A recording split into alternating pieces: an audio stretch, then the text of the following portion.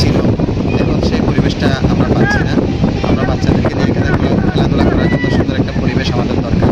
এটা একটা বিনোদনমূলক হিসাবে আমরা সুন্দর একটা পরিবেশ আমাদের দরকার।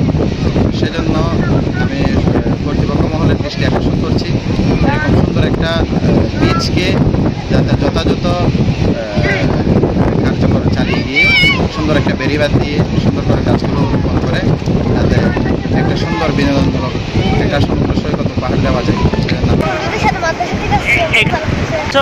আজ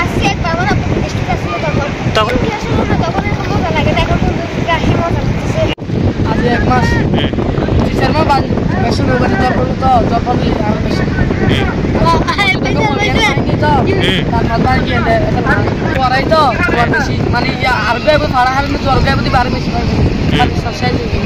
আগে 2-3 হাজার, আগে 500 2,000 পড়েছে একবার।